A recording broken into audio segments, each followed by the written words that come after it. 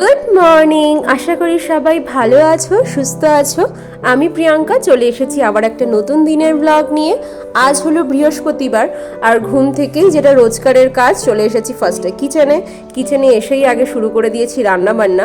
আজকে যদিও আমার বেশি রান্না ছিল না, কেননা কালকেই বেশিরভাগ রান্না করা ছিল, আজকে শুধু একটা তরকারি করতে হয়েছে আর বাকিগুলো গরম করেছি। তো এখানে ওর লাঞ্চ বক্স পুরো রেডি, আর আজকে লাঞ্চে রয়েছে ভাত, তার সাথে রয়েছে চিকেন কষা যেটা ও কালকে বানিয়েছিল, আর তার সাথে রয়েছে আগের দিনের আমডাল, আর এখানে ডাঁটা সব রকম সবজি দিয়ে একটা চচ্চড়ি, আর এখানে রয়েছে ধনেপাতার চাটনি। তো চলো এটা আস্তে আস্তে ঠান্ডা হোক, ঠান্ডা হতে হতে তারপর আমি যাই এবারে গিয়ে ওর ব্রেকফাস্টটা বানাই। ব্রেকফাস্টে আজকে বানাবো ফ্রেঞ্চ টোস্ট, তো সেই জন্য আমি ডিম আর নিয়েছি একটু ব্রেড, ডিম আর ব্রেড দিয়ে ফ্রেঞ্চ টোস্টটা বানাবো। তো এটা না মানে সবসময় তো আমি একটু চেষ্টা করি যে ব্রেকফাস্টে যাতে অয়েলি খাবারটা না খায়, তো সেই জন্য আজকে ভাবলাম আজকে এইটা দিই, কারণ এটা খেতেও বেশ টেস্টি হয়, আর খেলে তো এটা পেটও বেশ ভরাই থাকে, তাই জন্য আজকে এটাই বানিয়ে দিলাম। তো এখানে আমার ফ্রেঞ্চ টোস্টগুলো বানানো হয়ে গেছে, প্রথমে দুটো বানিয়ে ওকে আগে টেবিলে দিয়ে আসছি, তো খেতে খেতে তারপরে আরও দুটো বানিয়ে পরে দেবো। তো ও স্নান করে রেডি হয়ে চলে এসেছে, এখন ও খেতে বসে পড়েছে।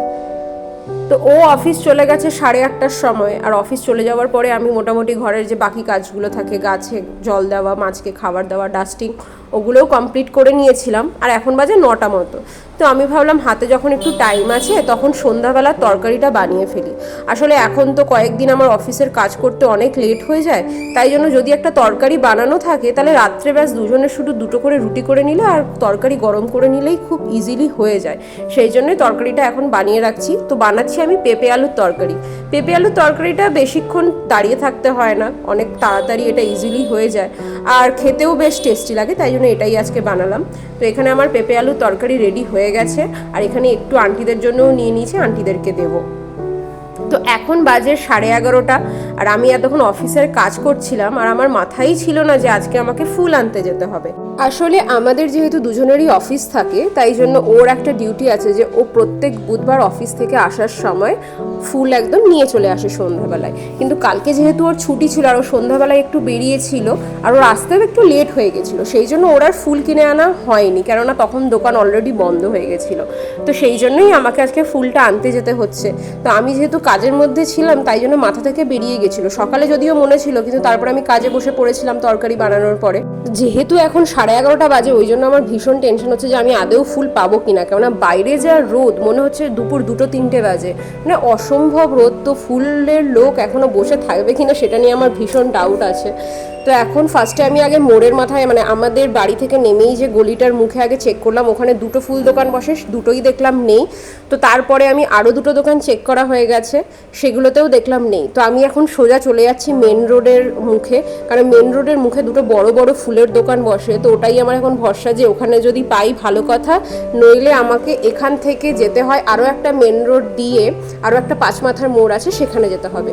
তো যথারীতি আমাদের মেন রোডের মুখেও যে দুটো ফুলের দোকান বসে, সেখানেও পেলাম না ফুল।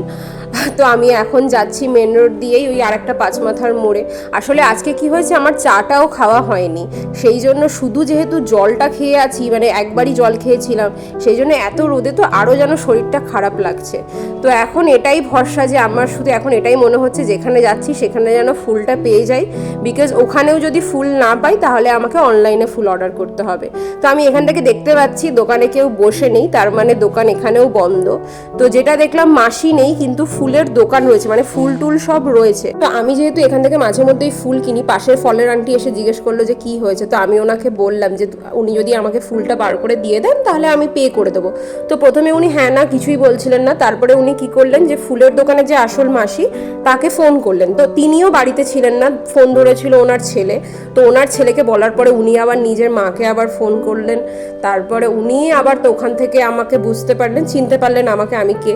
তো তারপরে উনি বললেন যে যেন আমাকে ফুলটা দিয়ে দেয়। তো পাশের ওই ফলের মাসি আবার আমাকে দরজা খুলে ফুল দিল। তো ফুল মালা সবই পেয়েছি, কিন্তু আম পাতা বা পান পাতাটা আর পাইনি। ঠিক আছে, কোনো ব্যাপার নয়, ওটা আমি এক্ষুনি গিয়ে অনলাইনে অর্ডার করে দেবো, 10-15 মিনিটে দিয়ে চলে যাবে। তো রাস্তা দিয়েই যখন আসছিলাম দেখলাম আমাদের গলিতেই তো একটা বড় আম গাছ আছে, আর ওখানে কনস্ট্রাকশনের কয়েকজন লোক কাজ করছিল, কিন্তু আম গাছটা যেহেতু অনেক উঁচুতে, সেই জন্য আমের হাত পেতো না, তাই জন্য আমি ওই দাদাগুলোকে বললাম যে ওনারা যদি আমাকে একটু আম পাতা পেরে দেয়। তো যেই বলেছি ওনারা অনেকগুলো আম পাতা আমাকে একসাথে পেড়ে দিয়েছে।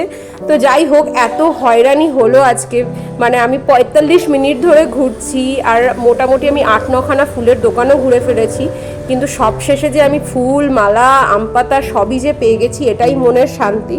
তো এখন বাড়ি গিয়ে তাড়াতাড়ি করে ফুল টুল রেখে স্নান করব, স্নান টান করে পুজো করব, কেননা অলরেডি এখন 12টা 15 বেজে গেছে, আর আমার অফিসেরও অনেক কাজ বাকি আছে, আমার অনেকক্ষণ ব্রেক হয়ে গেল।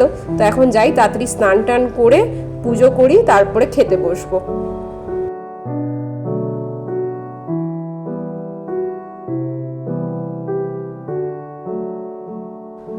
তো আমাকে যেহেতু অনেকগুলো আম পাতা দিয়েছিল, সেই জন্য আম পাতা দিয়ে আমি ঘটে তো দিয়েইছি আম পাতা, প্লাস বাকি আম পাতাগুলো দিয়ে লক্ষ্মী ঠাকুরের যে ব্যাকগ্রাউন্ডটা আছে সেটাও একটু সাজিয়ে দিয়েছি।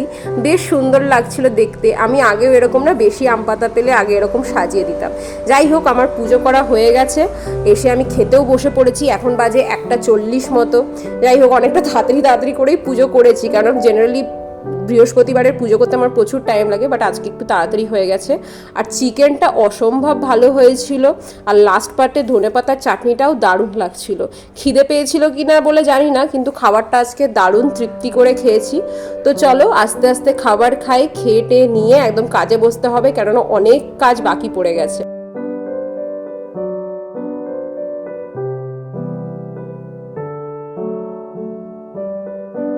তো 7টার সময় যখন আমি সন্ধে দিচ্ছিলাম, তখনই দেখছিলাম বাইরে বেশ বিদ্যুৎ চমকাচ্ছিল, খুব ঠান্ডা ঠান্ডা হাওয়া দিচ্ছিল, জোরে জোরে হাওয়া দিচ্ছিল। ব্যাস, তারপরেই দেখি হঠাৎ করে ঝিরিঝিরি করে বৃষ্টি। প্রথম 10 মিনিট ঝিরিঝিরি করে বৃষ্টি হয়েছে, তারপরে এখন ঝমঝম করে বৃষ্টি হচ্ছে।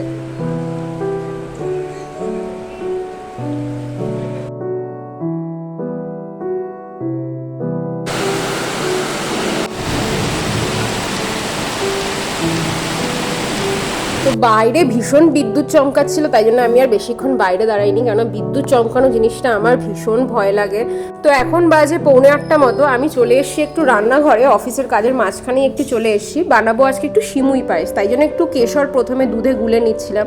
কেশরটা দুধে গুলে দিলে না বেশ সিমুই পায়েসে দেখেছি বেশ ভালো লাগে, দেখতেও ভালো লাগে, খেতেও ভালো লাগে। তো সিমুই পায়েসটা যেহেতু বেশিক্ষণ টাইম লাগে না, আর রুটির সাথে যেহেতু আজকে শুধু পেঁপে আলু তরকারি আছে, তাই জন্য ভাবলাম শেষ পাতে একটু পায়েসটা বানিয়ে ফেলি। আর আমি পার্সোনালি সিমুই পায়েস খেতে ভীষণ ভালোবাসি। তো এখানে কাজু কিশমিশ দিয়ে সিমুই পায়েসটাকে একটু ভেজে নিলাম, ঘি দিয়ে ভেজে নিয়েছি, আর এখন দুধটা দিয়ে দিচ্ছি। তো এই আমি সিমুই পায়েসটা যেটা করব সেটা একটু পাতলা করেই করব। আমার মনে আছে বিয়ের পরে যখন আমি ফার্স্ট সিমুই পায়েস করেছিলাম, বেশ ঘন ঘন করে পায়েসটা করেছি, তখন আমি অত জানতাম না যে এটা এত তাড়াতাড়ি জমে যায়। তো আমি তো ঘন ঘন করে করেছি, তারপরে যখন একটু ঠান্ডা হতে খেয়েছি তখন দেখি একদম জমে গেছে, মানে এমন জমে গেছে যে সেটাকে রীতিমতো কাটতে হচ্ছে, এতটাই নাকি জমে গেছে। তো সেই জন্য তারপর থেকে আমি পাতলা পাতলা করেই করি। তো এখানে আমি একটু কনডেন্স মিল্ক দিয়ে দিচ্ছি, যেহেতু আমি চিনিটা খুব বেশি দেবো না, তাই জন্য কনডেন্স মিল্ক দিয়ে দিচ্ছি, যাতে কনডেন্স মিল্কেই ভালো করে একটা মিষ্টির ভাবটা চলে আসে। ও ফোন করেছিল, আজকে যেহেতু বৃষ্টি হচ্ছে তাই জন্য একটু ট্রাফিক জ্যাম আছে, তাই জন্যই ওর আজকে আসতে একটু লেট হয়ে যাবে। তো আমার এখানে পায়েসটা মোটামুটি হয়ে এসছে, পায়েসটা হয়ে গেলে আর তরকারিটাও তো করা আছে, তো রাত্রেবেলা শুধু দুজনের রুটি করব আর তরকারিটাকে গরম করে নেব।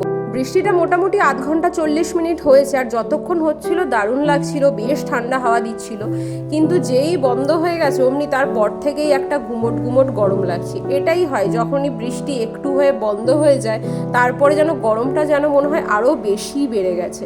যাই হোক, গল্প করতে করতে এখানে আমার পায়েস বানানোর রেডি। আর লাস্টে আমি একটু এলাচের দানাকে গুঁড়ো করে ক্রাশ করে আমি দিয়ে দিয়েছি, কেননা ওটাতে একটু ফ্লেভারটা এনহ্যান্স হয়, একটু বেশ ভালো লাগে। তো এখানে আমার পায়েস বানানো পুরো একদম রেডি হয়ে গেছে, এবারে গ্যাসটাকে অফ করে ঢাকা দিয়ে রেখে দেবো। আর আন্টিদের জন্যও একটু পায়েস দেব, তো সেই জন্য আমি আন্টিদের জন্য একটা আলাদা বাটিতে নিয়ে নিয়েছি। আন্টিদেরই অনেকগুলো বাটি আমাদের বাড়িতে পড়ে রয়েছে, এত আমাদেরকে খাবার দেয় আন্টিদের, প্রচুর বাটি আমাদের বাড়িতে রয়েছে। আর এখানে আমাদের পায়েসটাও এই একটা কন্টেনারে ঢেলে নিয়েছি, এটা একটু ঠান্ডা হোক, তারপরে ঢাকনাটা চাপা দেবো। তো ও অফিস থেকে চলে এসেছে, এখন বাজে মোটামুটি 9টা মতো। তো এখানে আমি দুজনের জন্যই একটু গ্লুকন ডি জল বানিয়ে নিচ্ছি। তো তো এখন না আবার দেখছি গরমটা সেই আগের মতনই লাগছে, মানে অন্যদিন বরঞ্চ তাও এই টাইমে ঠান্ডা ঠান্ডা একটু লাগে, কিন্তু আজকে এই বৃষ্টিটা হওয়ার পরে দেখলাম গরমটা যেন আবার কীরকমভাবে একটা বেড়ে গেল।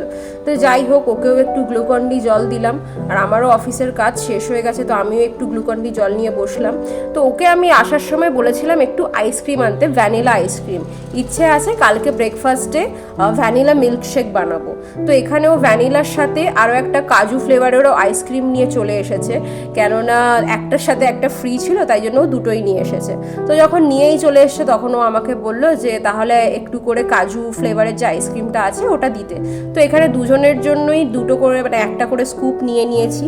তো এটাকে আস্তে আস্তে একটু খাই, সারাদিনের অফিসের প্রচুর চাপ গেছে দুজনের, তো এটা আস্তে আস্তে একটু খাই, একটু টিভি দেখি, তারপরে আবার রান্নাঘরে ঢুকবো। তো খেতে খেতেই আমি কিছু জিনিস অর্ডার করে দিয়েছিলাম, একটু সবজি অর্ডার করার ছিল। তো এখানে অর্ডার করেছি কুমড়ো, তার সাথে একটু লাউ, একটু পটল, একটু বাঁধাকপি, একটু আলু, দুধ আর কলা। তো এই হচ্ছে আজকের বাজার, ছোট্ট একটা বাজার। তো চলো এবারে ঢুকে রুটিটা করে নিই। তো এইখানে আমার রুটি করাও হয়ে গেছে, খাবার গরমও করা হয়ে গেছে। এখন বাজে 10টা আর আমরা খেতে বসে পড়েছি। তো চলো আজকের ভিডিওটাও এতটাই থাক। যদি ভিডিও ভালো লাগে একটা লাইক করে দিও, কমেন্টেও অবশ্যই জানিও ভিডিও কেমন লাগছে। সবাই ভালো থেকো, সুস্থ থেকো, দেখা হবে খুব শিগগিরই। আর আমার চ্যানেলে যদি নতুন হয়ে থাকো তাহলে একটা সাবস্ক্রাইব করে দিও। Thank you so much.